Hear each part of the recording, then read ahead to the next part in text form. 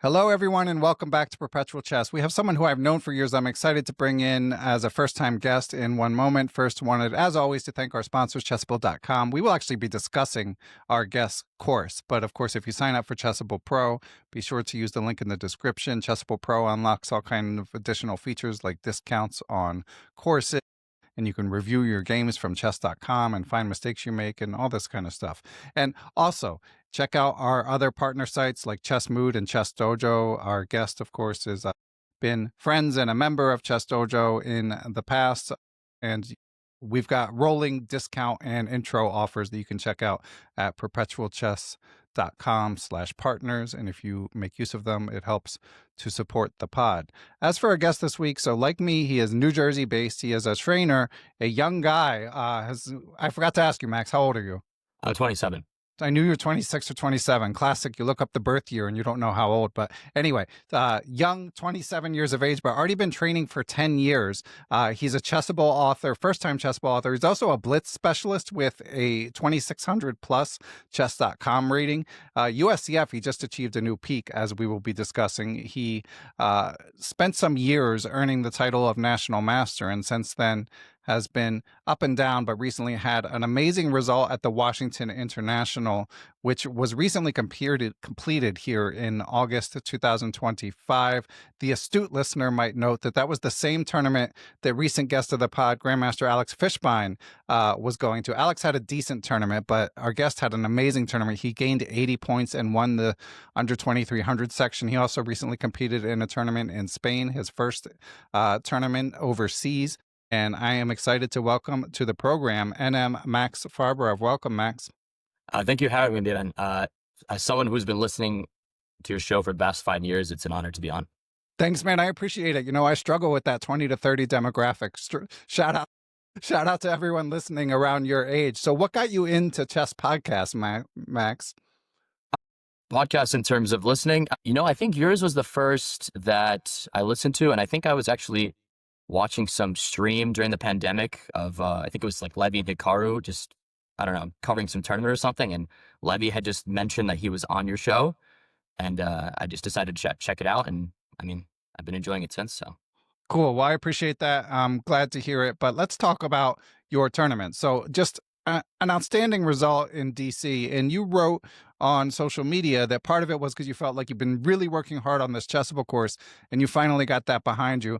Any other explanation for a tournament where, again, you're in an under 2300 section, this is 2300 USCF, and you were far from the top seed. I believe you were rated about 2180 at the time, although of course you've been higher, but to score 7 out of 9 and attain clear first. What was your mindset going into this tournament, Max? Yeah, it was 8 out of 9 actually.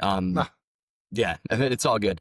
But kind of to appreciate the full kind of perspective of this tournament and the last couple, you kind of have to go back a year, because after I attained the National Master title, late 2023, I kind of was on like a smooth upward trajectory. I got to a peak of 2250 actually, last July, after the World Open.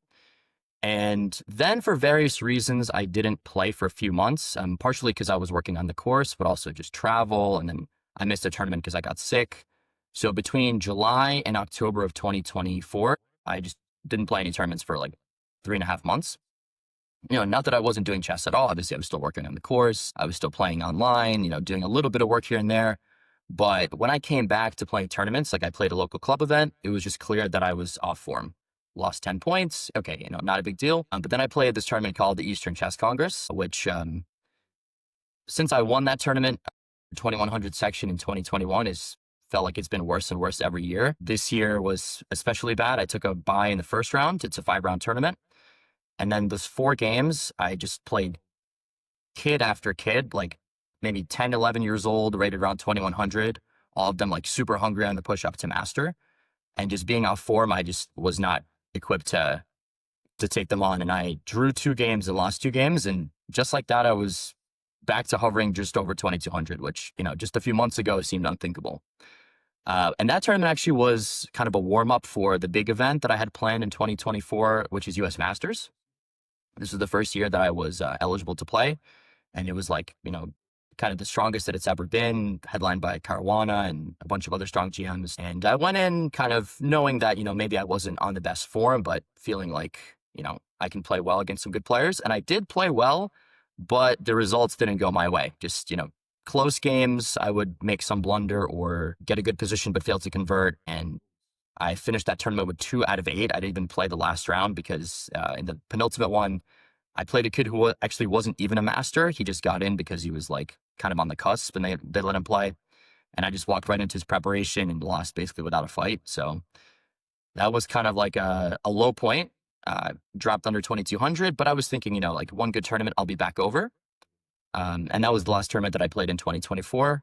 Going into 2025, I was kind of thinking like, I'll find my form again, but it just hadn't seemed to happen. Like tournament after tournament, just some kind of bad results, playing decently well here and there, but just a lot of games, dropping something to a lower rated player or something like that. So a lot of frustration, like between January and June, I was dropped even as low as like 2140, over 100 points from my peak. So pretty frustrating. And also another challenge that there is now is a lot of these big open Swisses in the US, they have this added rule because, some of these tournaments, they kind of advertise them as having more possibilities. And in order to ensure that, they have this rule where you have to have at least a 2000 FIDE rating to play in the open section.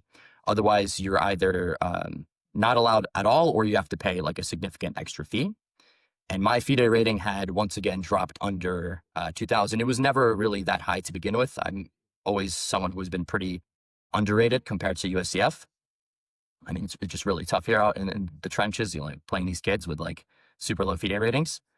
And so a lot of these tournaments, I was just kind of forced to skip, not being legible and not willing to pay an extra like $500 to play. Yeah, that's a lot. Yeah. As tournaments like there was the Princeton Open, which is close to us, but I couldn't really play that one. The World Open, I also skipped. I just played like a little side event. So I was just trying to go desperately to get back at least over 2000 FIDE and, also preferably back over 2200 USCF, but it really just wasn't clicking for me. I wasn't sure if it was because, my focus was elsewhere. I obviously was still working on the course at the time.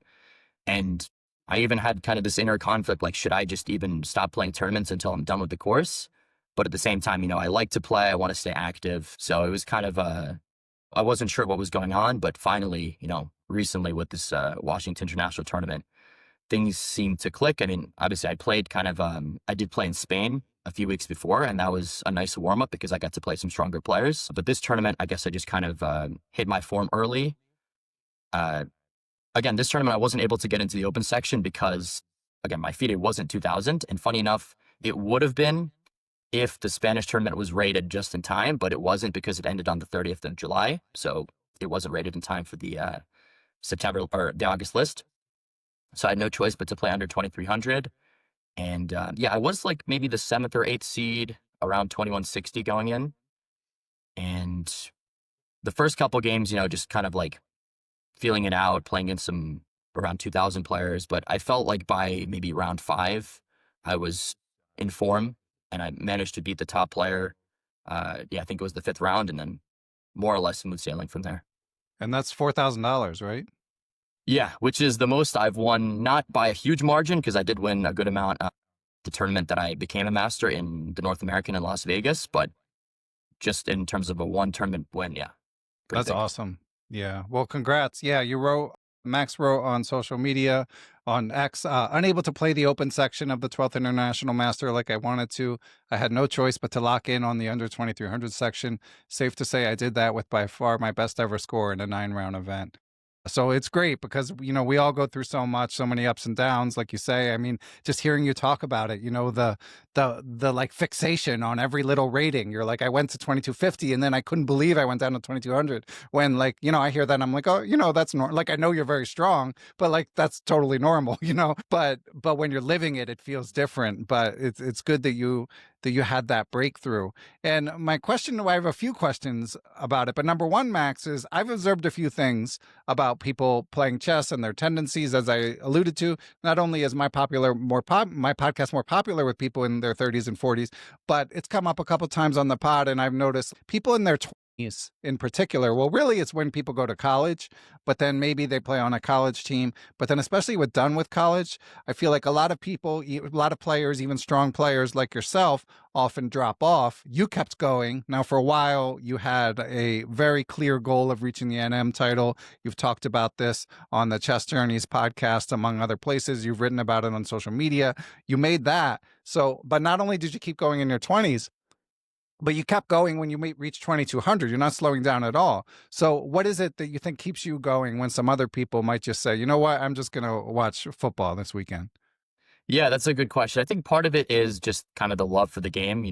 I do like to play tournaments, even when, some of them either don't go your way or even are just agonizing. Like there was one tournament in June where sometimes these tournaments, like the rounds are super packed in too, which is, I'm sure, something we'll discuss as well, like the benefit of playing in Europe where you get one game a day.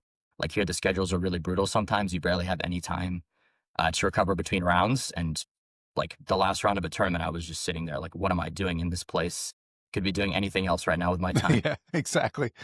But yeah, part of it is the love for the game and just the desire to just keep, sharpening my craft and trying to improve. But another part of it is the social aspect. Over the last few years, I have kind of developed like a circle of friends who also I'll usually go to tournaments with.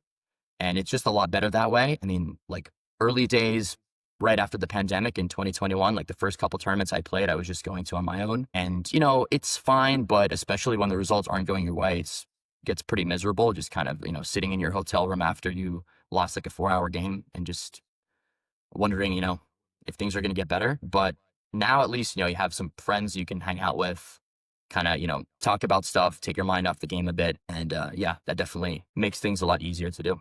And are you checking in with your friends beforehand about who's going?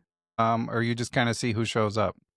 Yeah, usually we'll kind of plan tournaments together. It also makes sense financially, just, splitting the hotel room and things like that. But yeah, we kind of have like a sense of what tournaments, maybe we'll ask like a month or more if it's a big tournament in advance, who's interested in playing what tournament. Sometimes people have other commitments or work or whatever, but I have some friends who also, like to play fairly actively. So usually we'll be able to coordinate some kind of trips. Yeah, it makes a huge difference, and it is good that you have that base because, like people like me and Jesse Cry, who's a little older than me, we've lamented in the past. We go to the tournaments and we think of players from our generation, and there aren't that many left anymore. But again, as I've said, I feel like your generation, maybe that's even more true. And you played for the Rutgers chess team, Rutgers being the State University of New Jersey, played actively there and continued from there. Your fellow players in university, did they stick with it after college? I think some of them did here and there. I mean, in college, it was kind of a funny time for me because I stopped playing in high school and I didn't play for the last couple of years there. And I only came back once I decided to join the Rutgers Chess Club. And that's kind of when felt a little bit incentivized to start playing again, just like some club tournaments and things like that. Usually like during winter and spring break, because during this actual like college semester, I was most focused on school.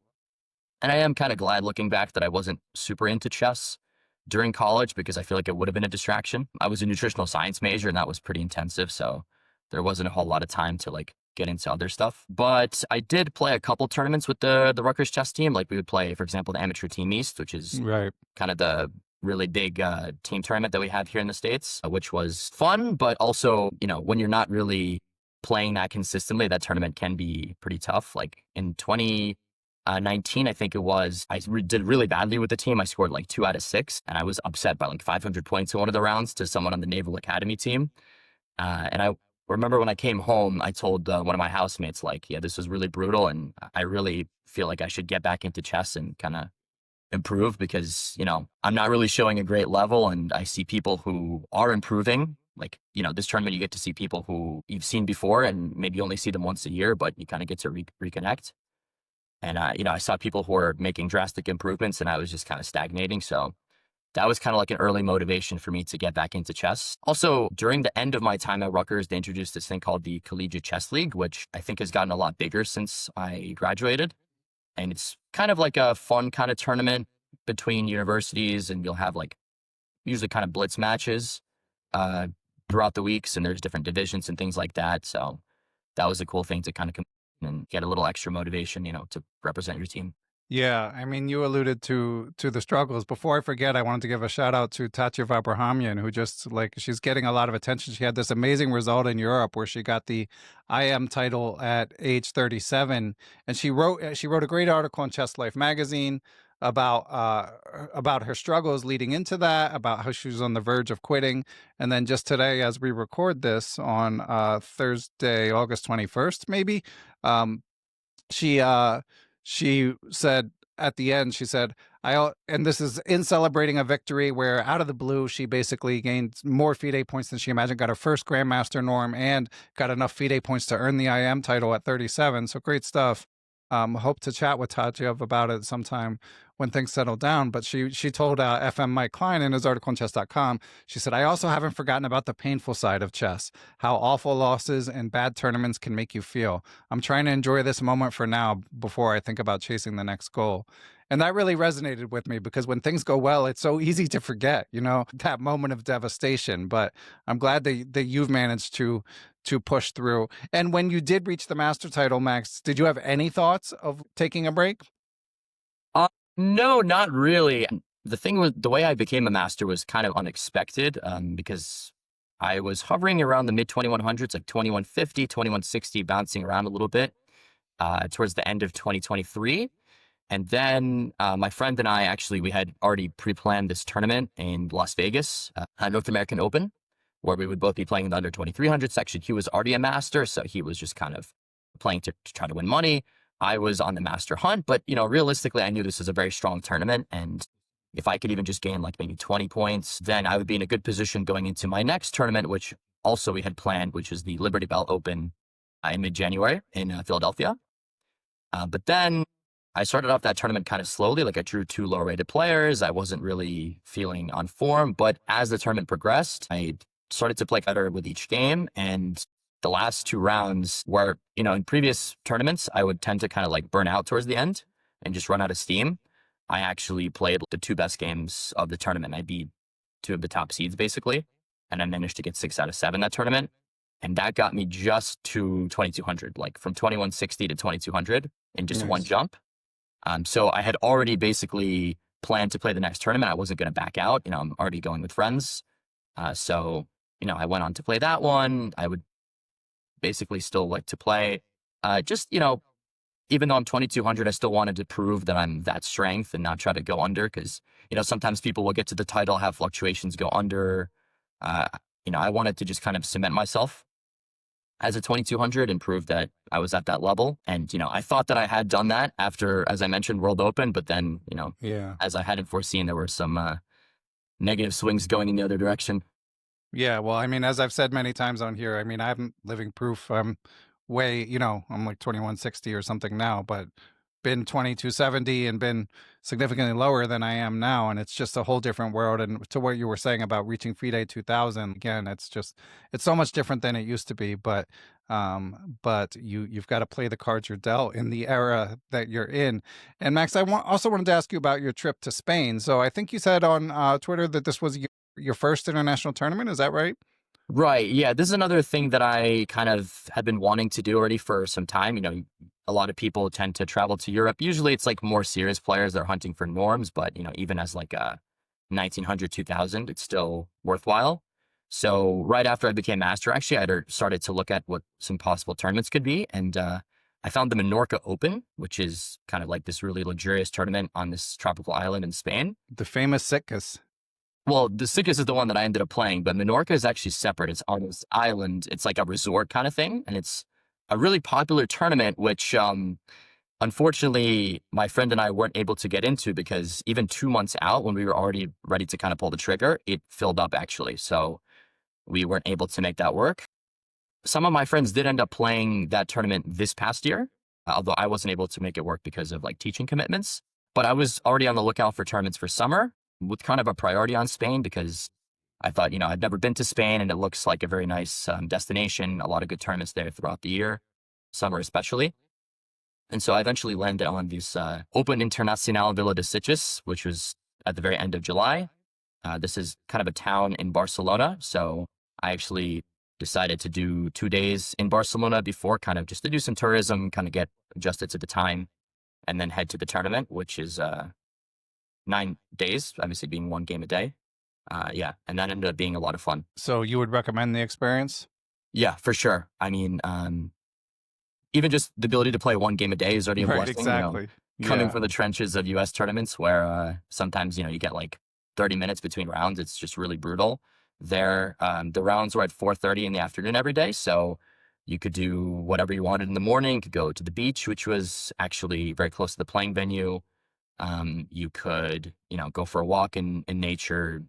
I even like got a day pass to go to the gym one of the days, and then, go eat lunch, prepare. That's another feature where you get the pairings as soon as the round is done. Like by that evening, maybe let's say 9 or 10 o'clock, you already know who you're going to be playing the next day. So, if you really wanted to, you could prepare all night. I would usually just kind of see who I was playing, just get a brief kind of understanding of what kind of openings I should be expecting. And then usually like the next morning or afternoon, I would actually do the serious preparation, which, can kind of go both ways because it can kind of prepare you better for your games than in the US, where usually you have a very short amount of time to do that. But also it can be kind of overkill. And I did, for some games, end up spending like an hour or two looking at all kinds of different openings. And then I'd come to the board and then just play something completely different. Yeah, Like, it happens so often. Yeah. It's really a double-edged sword. And I think part of the culture is because people know that you have time to prepare, they are more willing to switch things up because they can also spend time, let's say, like learning a new system Yeah. or figuring out some way to surprise you. Like, especially in my last round, I was playing this pretty strong WFM, like around 2200 FIDE. And I saw that she plays like E4, E5, she plays the Caro-Kann, she plays some Sicilians, mainly like the Najdorf. So I was looking at a lot of stuff in most of these openings, and then I come to the board, and she plays a Sveshnikov, which I had never seen her play, had absolutely no indication that she would go that direction. But, I still kind of just played my stuff, and luckily she kind of messed up a move order somewhere, and I got a good position, ended up winning the game, although, it was very back and forth. But yeah, people are willing to surprise you. I feel a lot more there than in the US because they have more time to just cook something up. Yeah, but as you allude to, that's a double-edged sword too, because if they're not playing their main openings, they don't know them as well. Yeah. And of course, you've been working on everything 1d6, your Chessable course, all this time. You wrote on X in light of your recent tournament, your more recent tournament, the Washington International. You wrote that you had a bunch of successes there, but were you playing exclusively your 1d6 repertoire in these tournaments? Not exclusively, but it's still the dominant part of my repertoire. I've become more versatile in recent years. Like I used to pretty much just play the 1d6, which I think you can do. And maybe we'll kind of get into it more about, the kind of ideology of repertoires. But there was a point where I felt like I had become too predictable in the World Open a few years ago where I played kind of my Philidor. And the problem was I played it in the exact same way that I always like to do, just like having just blind faith in like the same line where I could have deviated and someone prepared really well and beat me at like a very important game. So after that, I decided to start learning some other openings just to kind of be a little bit less predictable. But in these tournaments, I did mainly play D6, and the games that I did play did go pretty well. I mean, like even against 2300 level opposition, like FIDE in Spain. Right. They still tended to hold up. Just goes to show, like, if you know your lines and you have faith in them, like they can still work for you even against high-rated players. Yeah, I'm of two minds of this because, like, okay, when I interviewed Robert Ramirez about his Pirc, now I know you're everything D6, like counter to what you might think based on the name, as you alluded to, it's the Philidor, it's not the Pirc. But I was in a similar vein, we're all like, you guys are a little stronger than me, but 2200, 2100, like in the same ballpark, and we all encounter the same thing from stronger players and from engines. Engines don't like to give up space. Engines don't like these openings very much, and grandmasters and people like that might tell you there's a ceiling to an opening like that. Have you heard that, and has it been true in your experience as you play players who are not, say, 22 to 2300 level, but maybe 24, 25? Yeah, I mean, definitely that line of thinking is out there, but I think the ceiling is pretty high. I mean, there are even players on like the low GM level who will still play these kind of openings consistently. And like I feature some of those in my course because, even if, let's say, you give up a slight advantage to white in terms of space or whatever else, if you truly understand the positions better than your opponent, it's going to give you a competitive edge. Like in US Masters, the tournament that I mentioned in the first round, I played an FM actually. And the funny thing is I had played him previously where the game went d4, d6, c4, and he allowed this move e5, which is a big feature of the Chessable course, kind of like this English rat defense, which is a nightmare for a lot of traditional d4 players who And if they like take, to play. you're just trading queens, you just go to that end game, right? Right. Well, that is one of the options if they decide to trade. Otherwise, they can play other things, but black tends to get pretty much a good position regardless. But in the game that I played him in US Masters, he actually played e4 on move 2, which surprised me. I thought he would play maybe knight f3 and go into some kind of a King's Indian. But he told me after the game, like, I saw you play Philidor, and I know that it's slightly better for white. But in that game, actually, he started to misplay it once, we were out of the theory, because it's easy to just memorize the theory, all the moves you're supposed to play. But once you actually get into that middle game and you're faced with a lot of different options, you have to deal with your opponent's plan. It's not as easy as it seems. So even though I did lose that game because of a mistake later on, had I been in better form, I think I would have had a really good chance to draw or even win the game, because he kind of did start to misplay, and in a dynamic position, anything can happen. Yeah, the Philidor is one of those openings where I've always felt like I'm supposed to want to play against it, but I also, like, I never, it's one of those openings kind of like the Alyekin where, like, you never do your proper homework, so you never know it as well as you should. You always feel like, oh, it'll be fine because it's not supposed to be that good, and then it ends up biting you because, like, for that exact reason. So I can see why you would have some success with it. Right, and then also kind of the way to beat it from like a very high level perspective is to kind of beat it like positionally, but a lot of players, they try to throw these very aggressive lines at it, which oftentimes doesn't really work and can even backfire. Like, I cover some of those in my course, and a lot of times people will play something which they think, will give them a chance to make an attack, but then you're also allowing a counterattack. So white has to know how to play, patiently and very positionally, and that's something that's very difficult, even at that higher master level. Yeah. Again, I mentioned this recently in another interview, as Nate Solon has talked about, knowing an opening just has so much value. People just underrate the value of, especially having done this course. Like, how much better do you feel like you know the opening having done this course as opposed to just when you were playing it before then? Yeah, I think it's done a lot to kind of solidify my understanding, especially in some of like the sidelines, because it forced me to do a lot of research into variations that maybe I hadn't seen so much before, because I need to be able to cover everything. And I did a lot of research into what even, like, let's say, is played at lower levels, which might not come up as much in my game, but even to kind of understand what the way to punish some of those moves are is just good for general understanding in the openings. So yeah, I feel like I have a good grasp of some of the lines in general, and it's always just good to kind of brush up on what you play. Even if some of those ideas don't come up, they might eventually. So. And how well do you remember the lines that you're putting in? Like, are you doing review of them too, or are you kind of so deep in the weeds that it helps you remember as you go? Yeah, I feel like I am pretty deep in the weeds, but I do kind of do some review on it myself, even just to see kind of how it would appear from the outside perspective of someone that was just looking at it and trying to draw the lines. I think it's just good to do that as well. Cool. And Max, you're like over 2,600 chess.com Blitz. I feel like you've always been or the past few years, you've always been a little high rated relative to your USCF rating. Do you consider yourself like a Blitz specialist? And what do you think makes you good at Blitz? Yeah, I definitely would consider myself that. And there was a point in time where the difference between my Blitz rating online and my over the board ratings was very extreme. The first time I crossed 2,600 Blitz online was like, I want to say late 2022. And I was like only around 2,100 USCF then. And my FIDE was like maybe 1,900. So ever since the pandemic, I feel like just the nature of online chess kind of, is very fast. I mean, even before then, I did enjoy Blitz a lot, but I was only maybe like around 2,000, 2,100 level. But I think just like early pandemic, playing a lot of Blitz helped to hone my intuition and improve.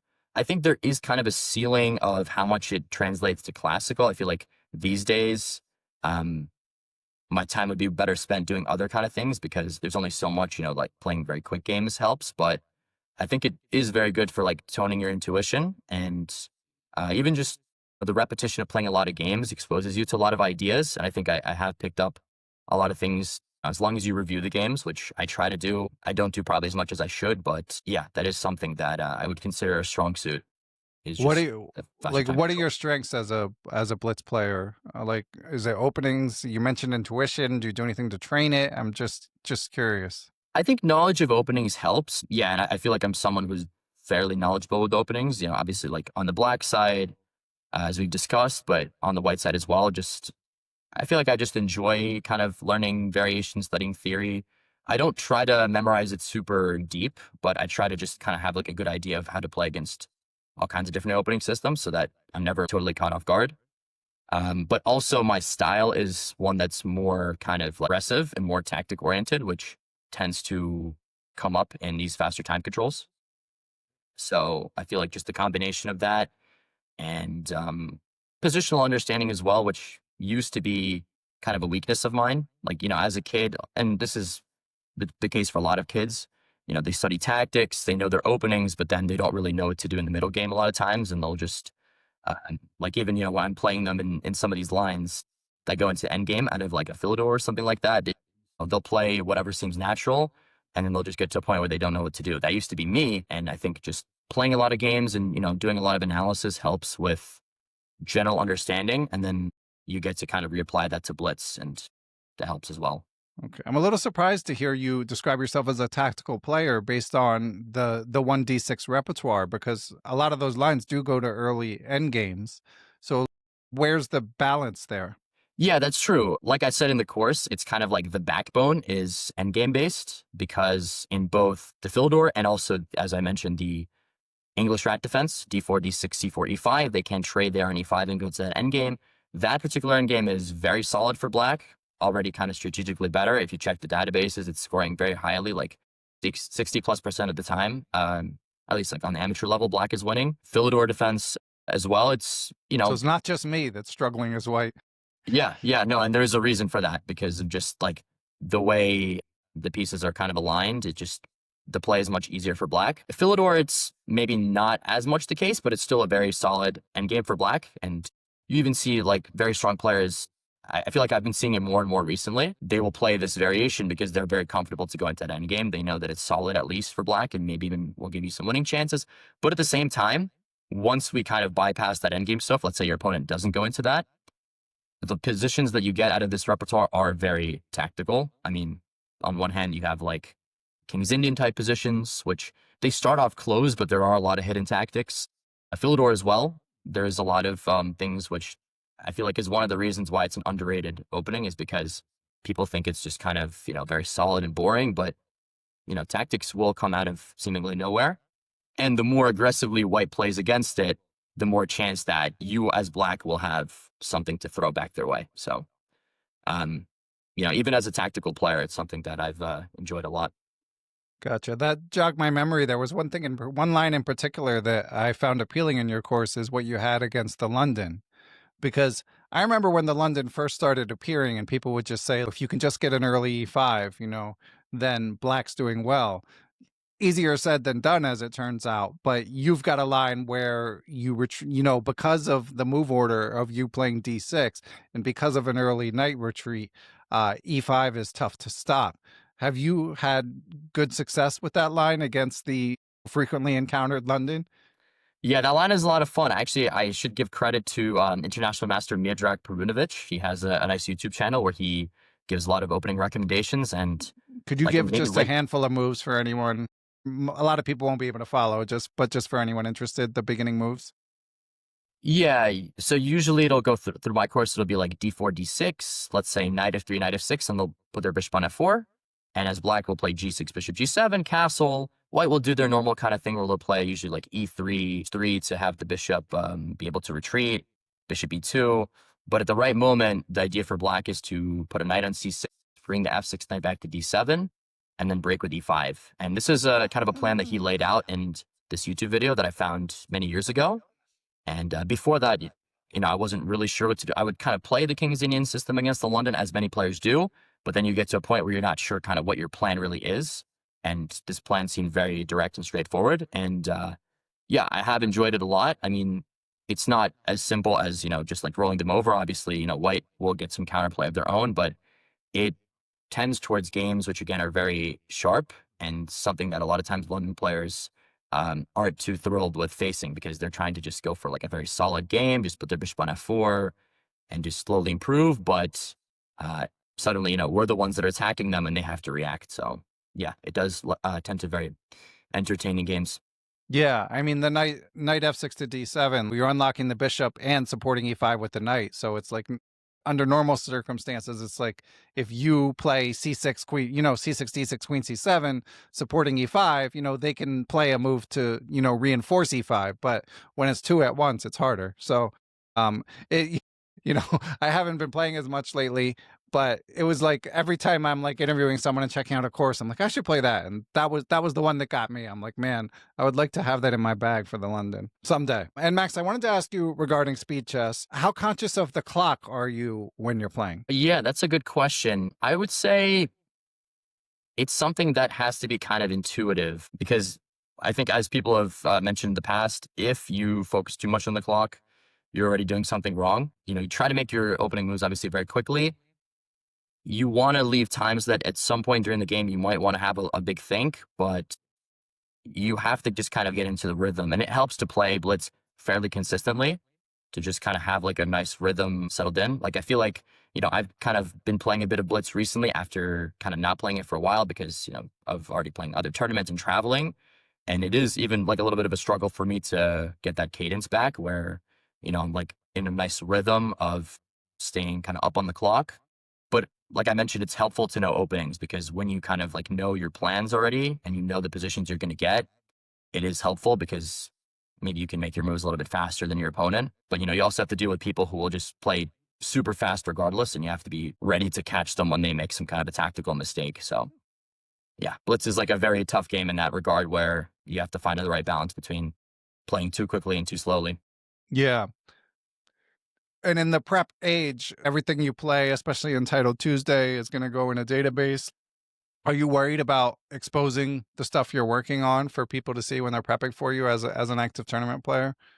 Yeah, I haven't played Title Tuesday in a while, mainly because I was just working on the course and I can really only play the early one because I'm usually teaching in the afternoon. But I was trying to just use that time more productively, let's say, than just playing Blitz for 2 hours. But yeah, I mainly do play my stuff, but I try to still keep some things a little bit hidden because, yeah, it does eventually go into the database.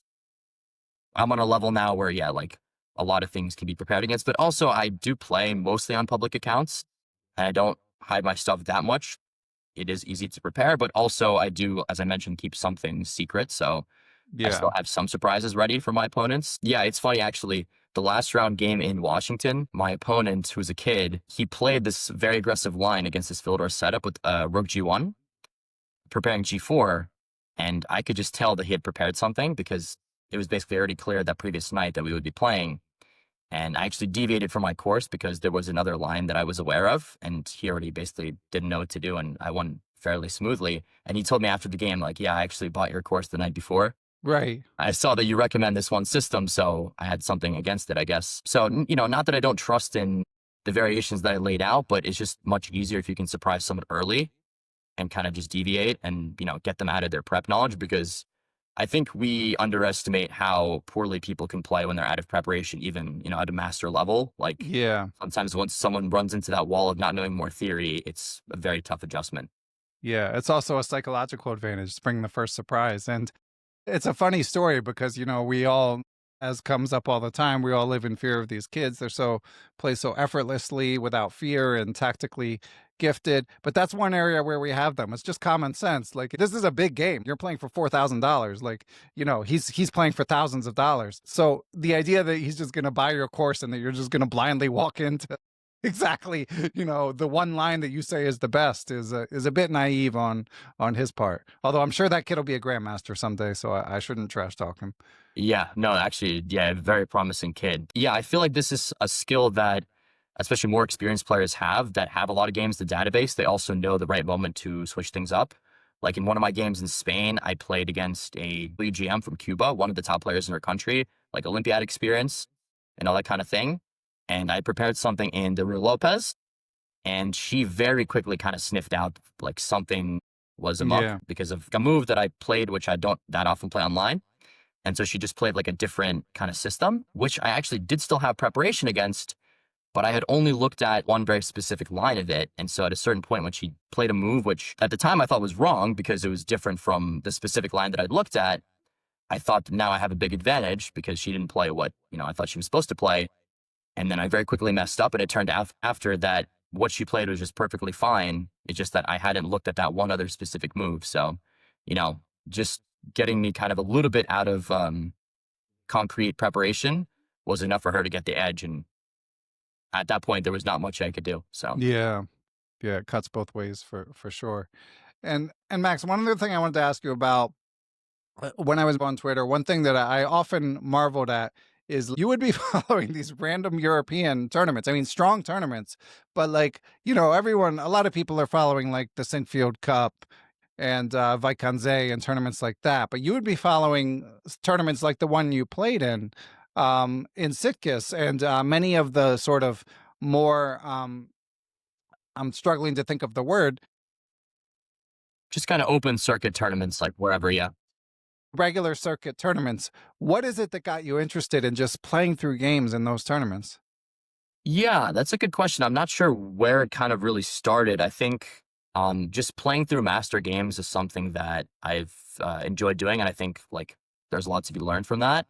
At a certain point, if we rewind to the pandemic days, there weren't that many over-the-board tournaments going on. So, like there are all these online events, which I would be following, like Champions Chess Tour, things like that. But at a certain point, it just got kind of like repetitive. Yeah. So when tournaments started to happen again, and it might have just been some like Serbian league or whatever, some random tournament, and there wasn't much else going on, I'd be following that.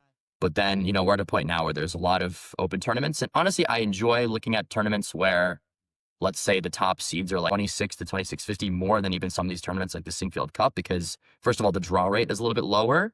Right. And plus, when you're looking at tournaments with these established guys like, Gukesh and Fabi and all that, like, sure, the games are interesting, very high quality. But for me, it's just kind of more fascinating to look at games with just the more mid-level GMs, because it's kind of more of a struggle. They're competing to actually mow through everyone and win the tournament, or especially these tournaments like the Grand Swiss, where everyone's really strong and you got all these 2600s battling it out. You're just trying to see who's going to be the best. So plus, like in terms of openings, it's interesting for me to see, are there going to be something interesting, like openings that I play or that I'm interested in? I'll pay especially close attention to, tactics as well. Like I like to steal something, whether it's for teaching or whether just for likes on X. But I think it's just cool to follow these games and see what you can kind of take from them. Yeah, I agree. I do find them more interesting. Yeah, and the other thing is they're still amazing players. You lose sight of just how incredible a 2600 player is at chess if you're only comparing them to the 2700 players, but they're just out of this world, their knowledge of chess. So there's a lot to learn from them. And a related topic, a couple years back, you were one of the people who had emailed me and suggested that I interview Fidel Corrales Jimenez. It took me a while to wrangle him. Well, to be fair, it took me a while to reach out to him, and then it took me a while to wrangle him. And it was an awesome interview for anyone who did not hear it. But what was it about Fidel, who's like sort of what you describe? Alexander Fear, another person I recently interviewed, also I would fit in that category. A mid-level GM who plays a ton and is out there like trying to win prize money, playing against all levels, playing enterprising openings. So maybe I'm answering my own question, but what was it about Fidel that made you suggest him as a guest? Yeah, I mean, as you mentioned, he was like one of the most active GMs on the US circuit, like around 2022, 2023. I think he's downsized it a little bit since. I mean, he got to a level where like he's a little bit more rating protective, and also, like it's just logistically difficult to play a lot of tournaments. But yeah, he was playing a lot. And actually, I have a bit of a personal relationship with him. I've known him for a few years, and I actually even have gotten to stay with him at a few tournaments. So I've gotten kind of like a firsthand look at the struggle. Yeah. I remember there was one tournament where like I was playing the under 2200 section. He was obviously playing the open, trying to win the tournament. And he was on 4 out of 4. He was playing the last round, and he ran into like a very underrated kid who was like maybe not even 2200 FIDE. And, he just tried everything he could to win that game, but it ended up a draw. And that one draw, like basically nullified all the FIDE rating gains from those 4 wins that he had. Yeah. So it just like shows how real the struggle is at that level. In the US, it's just so difficult, all these people who are so underrated FIDE wise. But yeah, I thought it was just like fascinating. And he's just a very cool person, just has a Yeah. lot of fun stories. So I thought that would be Yeah. Came a good across in person the to talk to. interview. How did you get to know him? It's a good question. We just have like some mutual friends. Like he oftentimes plays some of these tournaments in Philly, like the National Chess Congress, World Open, which obviously he's won. He used to live in New York, like upstate, so he would play a lot of the tournaments in the East Coast. Now he's on the West Coast. But yeah, I would just see him at a lot of tournaments, and he actually started kind of like a Discord server for players, a lot of masters, but even players below who are going to a tournament looking for roommates. Okay. So a lot of times, we would just correspond, and if we were both going to a tournament, it might just end up that it would make sense for us to room together. So there was that. Gotcha. And then, Max, the last thing I wanted to ask you about is, so you mentioned you studied health and nutritional science at Rutgers, but you've been teaching chess. Have you been teaching chess the whole time since you graduated university? Pretty much, yeah. I mean, I was already teaching a little bit on the side before, even like dating back to high school is when I kind of started to get into it. And then in college, just a little bit on the side, usually like either on the weekends when I'd come home or during some kind of extended break. So it was just kind of, circumstance wise, when the pandemic hit, it was just a little bit difficult to, find opportunities, find jobs and things like that. And I was getting back into chess. So I decided to go into coaching, like especially once I finished my degree. And haven't really looked back since. I mean, I enjoy being a coach. It's a little bit more flexible schedule and gives you a lot of interesting opportunities. So, but I still like to live a healthy lifestyle that hasn't changed and try to apply some of what I've learned over the years to chess, but not so much professionally, more just kind of as a hobby. Gotcha. And you're teaching primarily scholastic programs. Do you have any adult students? Not at the moment. I have worked with some adult improvers, but yeah, at the moment it's mostly kids, some scholastic, some private students that I'll coach, things like that. But yeah, I'm always open to adult students as well. I think it's, obviously I respect the grind as someone who has been there myself. So Yeah, makes sense. And we'll link to he's ChessGainz on chess.com, ChessGainz on X. We will link to all of that stuff. And for people looking to get into teaching, do you have any advice? well, the way I got into it was doing some after school programs. I actually kind of volunteered at my old elementary school, just doing like a program for a group of kids, like maybe it was 10 or 12 or 15 kids. And you would have like maybe an hour block where you just show them some kind of basic stuff on a demo board, get them to play. And I think that was kind of a good first experience for me. Then I would start to pick up a few private students. I think one of the biggest struggles is just kind of being able to relate to maybe someone who is a much lower level. Like I think at the beginning, I didn't fully appreciate like how kind of slow you have to go with a beginner. Yeah. How, because to someone who has played for many years and who's done like thousands of puzzles, things like very basic tactics seem so easy. But to someone who's obviously just getting into chess, it's far from that. So you have to be very patient and try to find material that's, well suited to the level of student who you're working with. So I feel like that's one of the biggest challenges. But once you kind of get an understanding of what works at different levels, you just kind of, you have to be patient, try to understand what the person is thinking and be able to relate to them. And I think that's one of the important aspects of a good coach.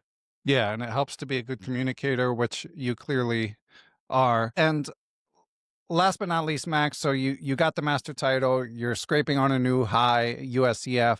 Do you have like conscious goals for your game now, or is it more just enjoying the struggle?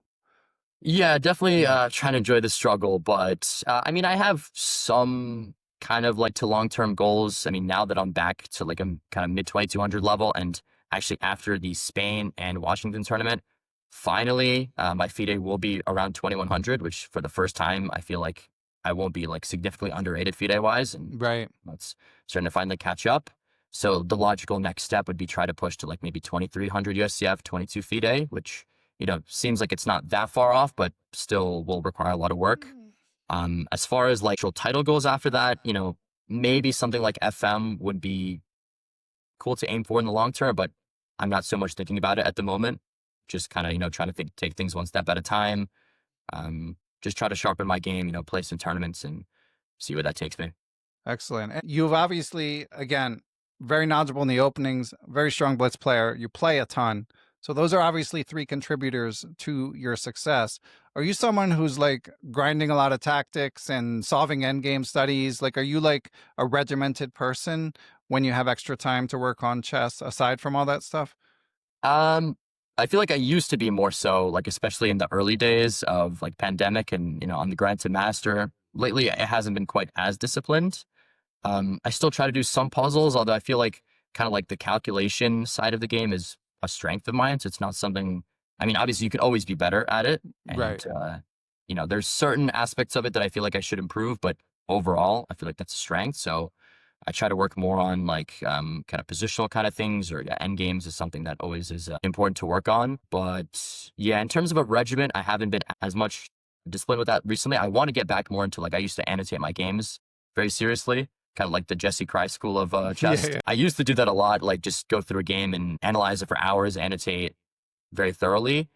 And that's something, I have like a big catalog of games that I haven't gotten to that I really wish I did do that. But I still, like, even after playing a game, I think it's useful to just plug some of the variations in that you were calculating during the game, just so that if you decide to go back later, you have something to kind of annotate. I'll Yeah. always, regardless of what kind of a game it is, tournament games, I'll always make sure to put it in ChessBase, type in maybe just some basic thoughts, but most importantly, input a lot of the variations, like things I was calculating during the game, or maybe things that I looked at with my opponent in the postmortem. If you're fortunate enough to do that, like maybe they might point something out to you that you didn't consider, so you could mark that as well and just have a basis to go back to after. So yeah, I think analyzing your own games is one of the most important ways to improve, and something I like to do with my students as well. Even Yeah. like students who are fairly low, there's always something you can learn just to like kind of improving your thought process and finding new ideas in the kind of positions you play.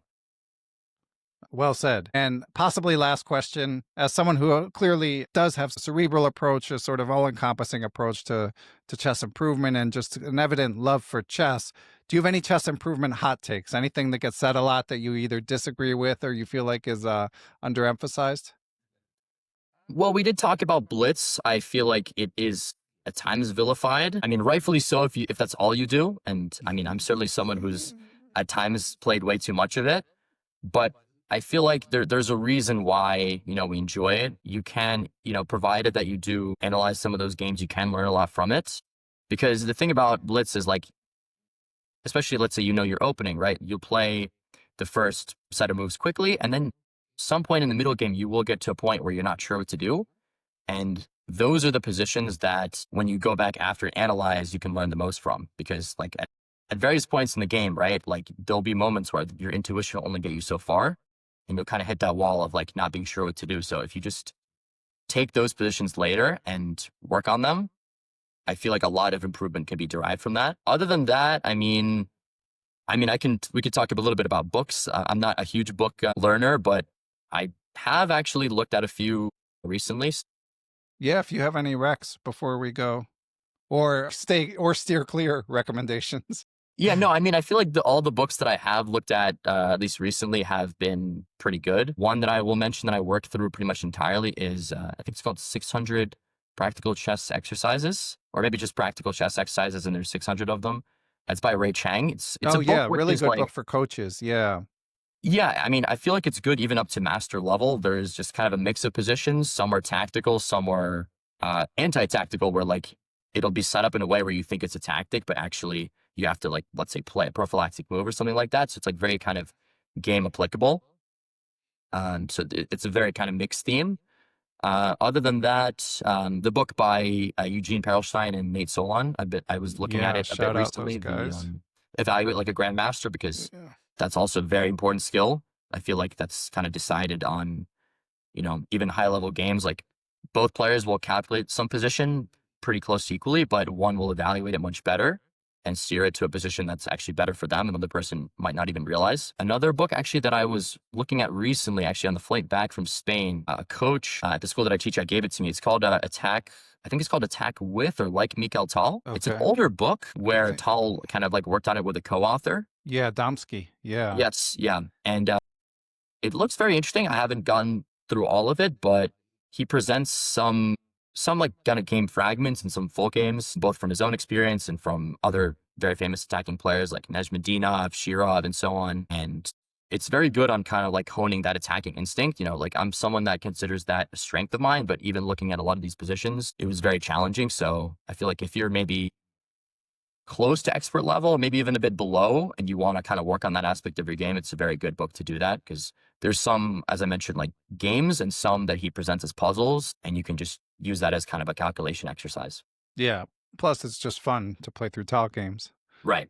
Yeah, nothing wrong with that. All right, well, Max, congrats on the course. It's called Everything 1D6. Very, very well researched and tons of stuff. And, you know, the conversation we had about space, not giving up space in the opening, that's something that really mainly applies at, again, the IM to GM level for the target audience to have a practical opening repertoire that's been thoroughly researched, and to do the work and know your opening better than your opponent. That's really that's the most important thing. So Max, great to chat. Any final words, or should we just call it an interview?